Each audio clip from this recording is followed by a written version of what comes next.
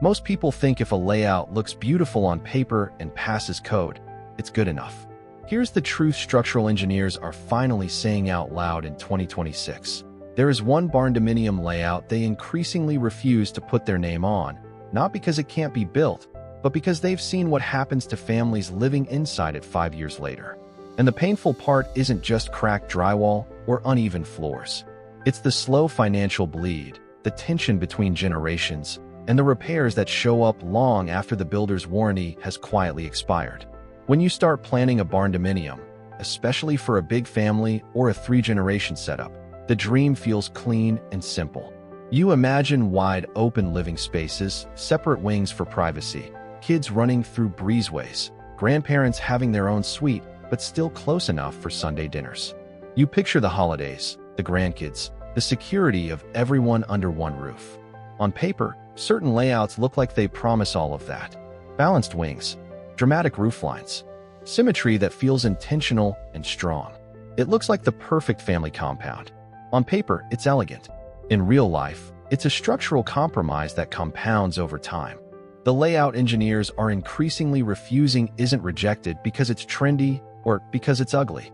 It's rejected because it amplifies load stress at junction points, multiplies roof valleys, and increases thermal bridging in ways that create long-term maintenance and energy penalties most families never budget for. According to 2025 residential structural performance data across complex metal buildings, homes with multi-wing symmetry layouts experience up to 30% higher stress concentration at intersection nodes compared to simpler directional designs. That doesn't mean they collapse. It means they move. Subtly, seasonally, year after year. Imagine it 3 years in. The drywall crack above the hallway door that you swear wasn't there before. The door that suddenly sticks every winter. The faint rust staining where 2 roof lines meet. At first it feels cosmetic, annoying but manageable. Then the roofer tells you the valley flashing needs reworking. $8,000. Then the HVAC contractor explains why your energy bills are consistently 20% higher than the projection you were shown during planning. Then an engineer explains that your symmetrical wing layout created dual stress paths that expand and contract at slightly different rates because of how steel behaves under thermal load. Here's what most plans miss. Steel conducts heat nearly 300 times more efficiently than wood. When you design a layout with multiple opposing wings and mirrored load paths, you create intersection points where thermal movement and structural load converge. Those nodes become hotspots for movement, moisture accumulation, and long-term fatigue. On paper, it looks like balance. In real life, it behaves like tension. I've spoken to families who built this layout because it felt fair. One wing for grandparents, one for kids, central hub in the middle. It looked like harmony.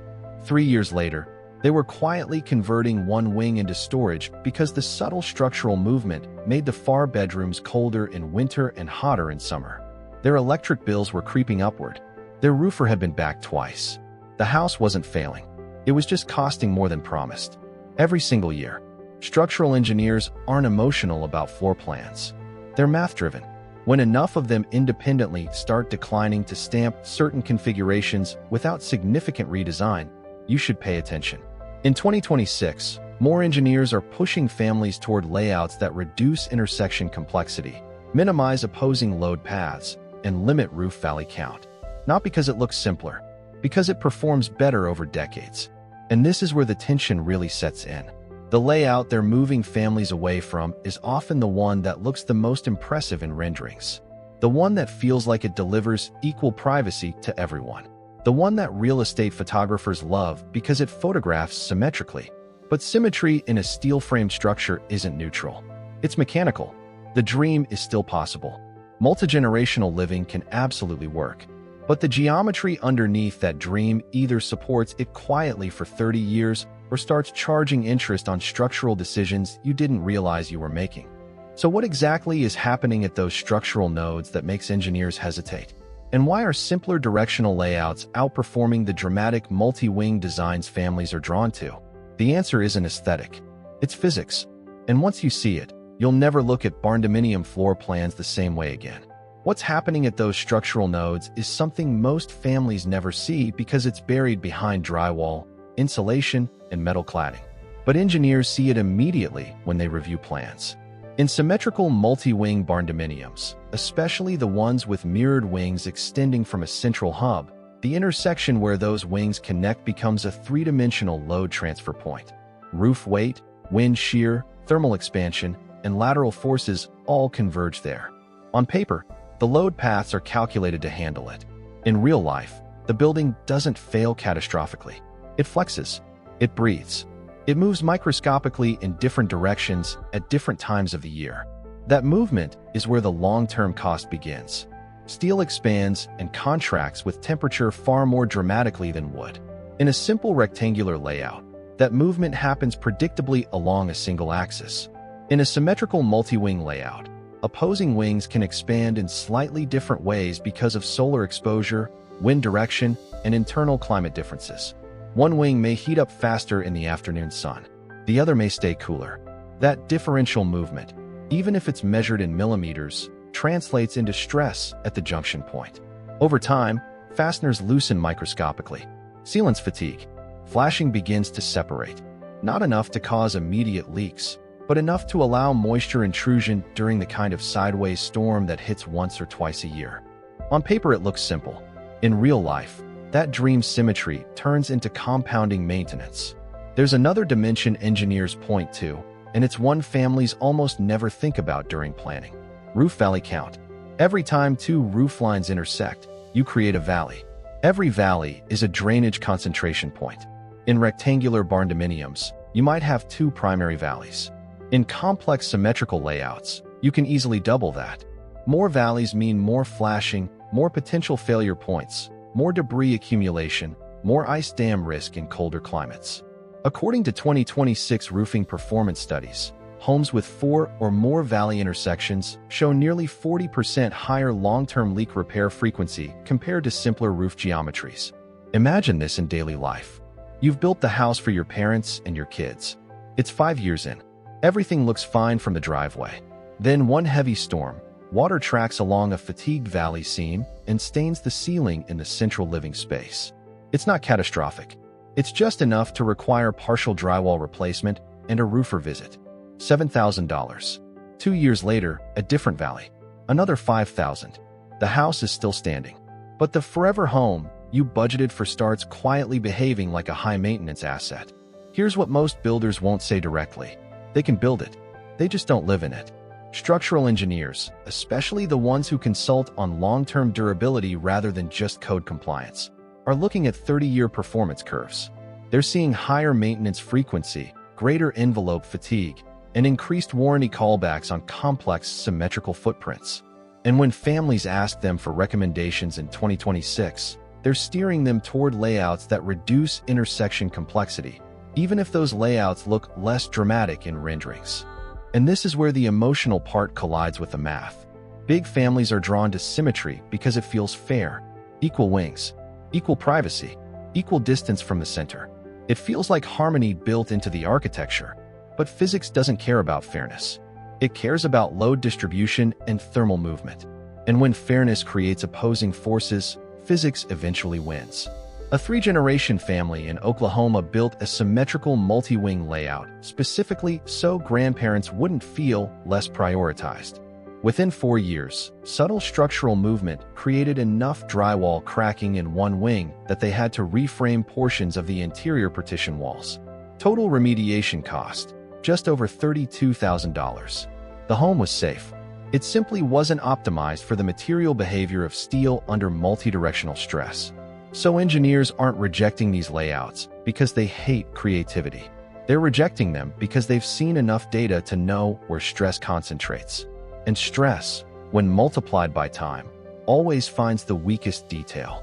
The question becomes this: if symmetrical multi-wing layouts create concentrated stress, amplified thermal movement, and multiplied roof valley risk, what layout geometry actually reduces those variables while still preserving privacy for large families? And why are engineers increasingly pushing one specific configuration as the safer long-term bet? That's where the conversation shifts from what they're refusing to what they're quietly recommending instead. The configuration they're quietly recommending isn't dramatic. It doesn't dominate Pinterest boards. It doesn't scream architectural statement from a drone shot. And that's exactly the point. Structural engineers in 2026 are pushing families toward directional layouts, especially T-shaped configurations, because they reduce opposing load paths and concentrate structural movement along a single predictable axis instead of forcing the building to fight itself season after season. In a T-shaped Barndominium, one primary spine carries the majority of structural load. The perpendicular wing connects at a single junction instead of mirroring another wing in opposition. That means when thermal expansion happens, it moves in one dominant direction rather than two wings pulling against each other. Fewer opposing forces mean less cumulative stress at intersection nodes. Engineers measure this in stress distribution modeling, and the numbers are clear.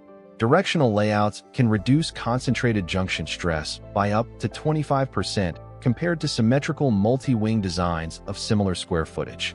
That doesn't sound dramatic until you stretch it across 30 years.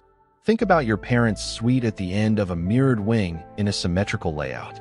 Every winter and summer, that wing is expanding and contracting in subtle opposition to the other side of the house. That's not a crisis in year 1. But in year 10, those micro-movements translate into fatigue at the connection points. Now imagine the same square footage arranged in a T-shape.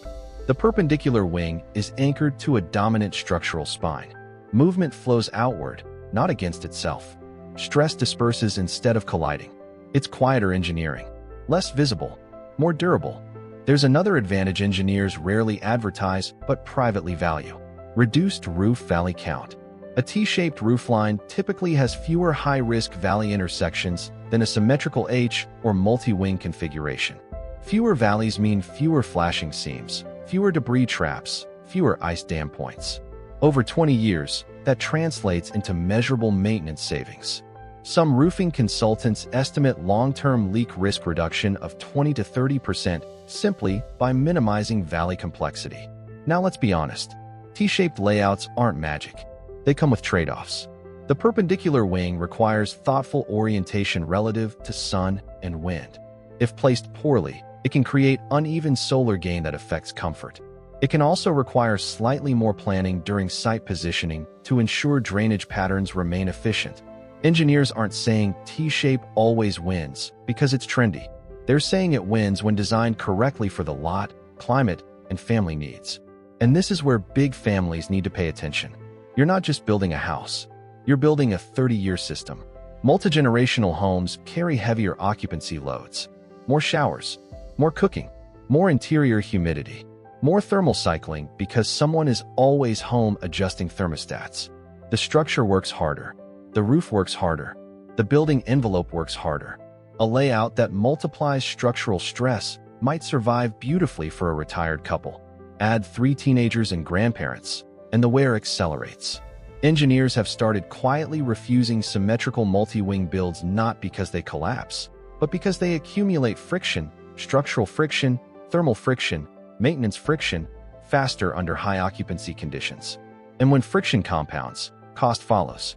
Here's the honest trade-off. T-shaped layouts may look less balanced from above. They may require a slightly larger or more thoughtfully shaped lot. They may cost a few thousand more in design consultation to get orientation right. But those upfront conversations can prevent tens of thousands in corrective work down the road. So the real question isn't which layout looks impressive on a rendering. It's which geometry works with steel instead of against it over decades of thermal cycles, storms, and daily life. If engineers are refusing one configuration and quietly recommending another, it's not about aesthetics. It's about long-term physics. And when you understand how steel behaves under stress, you start to see why they're making that shift. But there's one more dimension to this decision that goes beyond load paths and roof valleys. And it's the one families feel every single day inside the home itself. That's where the structural conversation intersects with how your family actually lives. That final dimension isn't structural in the mathematical sense. It's structural in the emotional sense. Because when a layout concentrates stress, it doesn't just stress steel. It stresses routines, privacy, and relationships. And this is the part engineers rarely say out loud, but they see it when they're called back for minor post-occupancy consultations. Symmetrical multi-wing layouts look fair on paper. Equal wings, equal distance from the center, equal square footage distribution. But in daily life, Fairness in geometry doesn't always create fairness in experience. In a mirrored design, both wings rely heavily on the same central junction for circulation. That central hub becomes a traffic amplifier. Grandparents moving to the kitchen, teenagers heading to the garage, parents crossing from one wing to another. All movement funnels through one shared spine. In a T-shaped configuration, circulation flows differently. The perpendicular wing can function as a semi-independent zone, while the primary spine absorbs most shared movement. That separation doesn't just reduce hallway square footage. It reduces daily friction. Families who transition from symmetrical layouts to directional ones often describe something surprising. The house feels calmer. Not quieter necessarily, but calmer. Movement feels less confrontational. Encounters feel more intentional instead of constant. Here's what most plans miss. In multi-generational homes, traffic patterns matter as much as load paths. According to 2026 residential living pattern studies, households with more than 5 occupants report up to 30% higher daily stress markers when shared circulation routes overlap heavily. That stress isn't dramatic. It's subtle. It's the teenager who avoids the living room because grandparents are always there. It's the grandparent who times coffee runs to avoid feeling in the way. Over time, that avoidance erodes the shared family dream that motivated the build in the first place. Now add the structural side back into the picture. A layout that amplifies physical stress at junction nodes while also amplifying social stress at circulation nodes compounds its own weaknesses. It becomes a design that fights itself both physically and relationally. Engineers are paid to protect the structure, but experienced engineers who've worked on long-term residential performance projects understand something else. A durable building isn't just one that resists wind load. It's one that resists daily friction. The T-shaped layout, when oriented correctly, reduces structural stress concentration, lowers roof valley risk, simplifies load distribution, and disperses daily traffic flow in ways that feel more natural. It isn't dramatic architecture. It's disciplined architecture. And here's the uncomfortable truth. The layout engineers are refusing isn't unsafe. It's just less forgiving. It demands perfect detailing, perfect flashing, perfect sequencing, and careful long-term maintenance discipline. Most families don't maintain at that level for 30 years. Life gets busy, budgets shift, small issues wait longer to be addressed. A layout that relies on perfection eventually exposes imperfection. So when engineers say no to certain Barndominium geometries in 2026, they aren't being rigid. They're being predictive. They're looking at steel behavior curves, roof failure data, and occupancy stress models and asking a simple question. Which layout gives this family margin? Which one forgives minor maintenance delays? Which one tolerates thermal cycling without concentrating stress? Which one supports both structural longevity and relational longevity? That's why they're walking away from certain symmetrical multi-wing designs and steering families toward directional layouts instead. Not because the former can't be built, because over decades, physics charges interest. And if you're about to invest your savings, your land, and your family's future into a Barndominium, you don't just want something that stands. You want something that ages quietly. The layout you choose either compounds stress or diffuses it. The difference doesn't show up on move-in day. It shows up 10 winters from now. So before you finalize your floor plan, ask yourself one question. Is this geometry working with steel and family life? Or is it asking both to fight harder than they should? Thanks for watching. If this was helpful, please like, subscribe, and leave a comment. I'd love to hear what you're building. See you in the next one.